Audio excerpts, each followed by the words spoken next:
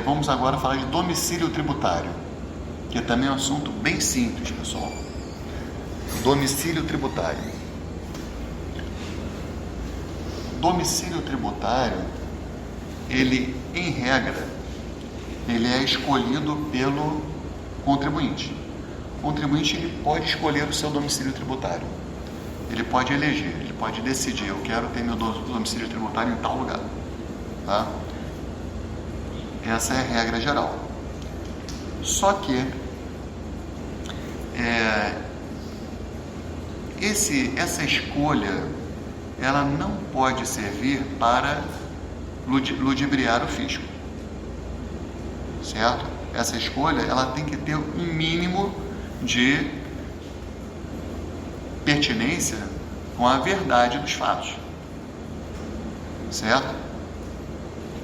Por exemplo, existem pessoas que vivem metade do tempo no estado e metade do tempo no outro estado.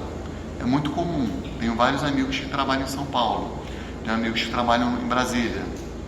E eles ficam lá metade da semana cá, metade da semana lá. Ficam indo, bate e volta, né? Muito comum.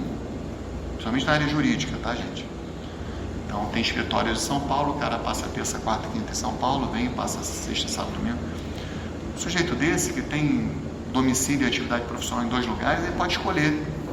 O que ele não pode fazer é escolher o município de Manaus, onde ele não tem a menor relação. Tá? Que se ele escolher um município que não tem a menor relação, o fisco ele pode desconsiderar esse município. Vou dar um exemplo para vocês, bem concreto. Tem pessoas que vivem metade do tempo no Rio de Janeiro e metade do tempo no Espírito Santo. Tá? Eu conheço uma pessoa assim. E o que acontece? Essa pessoa, ela resolve fazer uma doação. Tá? A alíquota do ITD no Rio de Janeiro é de 8%. A alíquota do ITD no Espírito Santo é de 4%. Onde é que essa pessoa vai estabelecer o domicílio tributário dela? No Espírito Santo. Entenderam? Isso é lícito? Completamente lícito. Porque ele passa metade do tempo aqui, metade do tempo lá. Tem casa lá, tem atividade profissional lá, tem carro lá, tem conta bancária lá. E tem aqui também. A família dele, a maior parte está por aqui. Agora, seria lícito que ele estabelecesse domicílio em Manaus, onde a alíquota é de 2%? Seria um baita de um planejamento tributário. Só que nesse caso o fisco poderia desconstituir.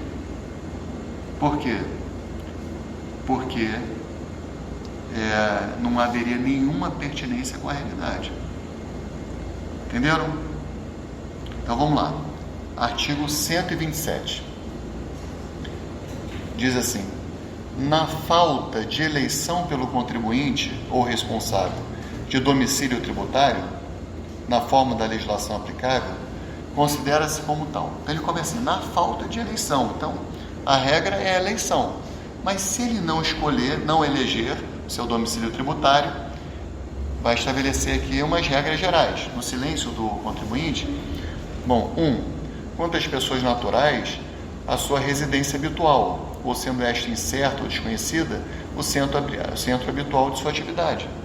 Beleza? Se ele não escolheu, então o domicílio tributário vai ser onde ele mora normalmente, onde ele pratica as suas atividades normalmente.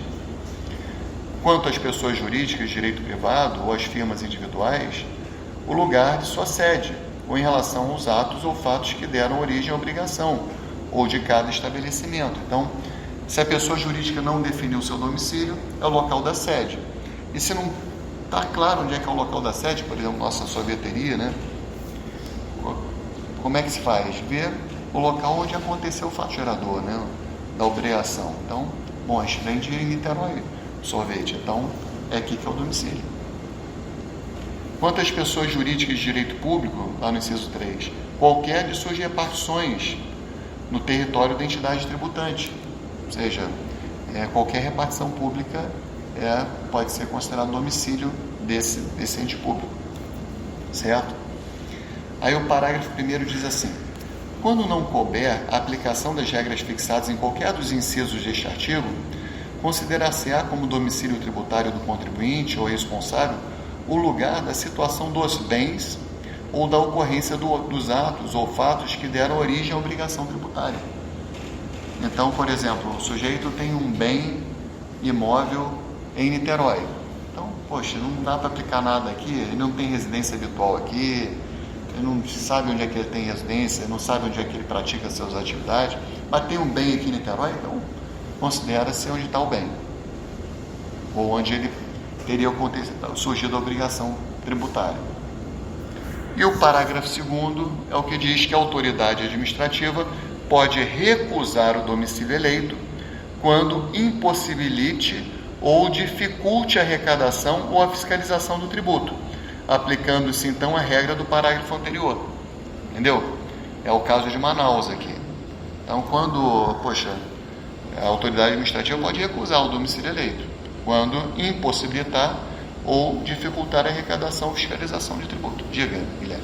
Essa eleição é feita no vídeo formal ou é só no separar? Então, normalmente é feita na declaração de imposto de renda. Essa é que vai normalmente vincular, entendeu? Então, a gente vê isso em tributos em espécie. Tem um campo onde você informa o seu domicílio tributário, e a regra vai ser o local da sua residência, né? Então, normalmente é feito dessa forma.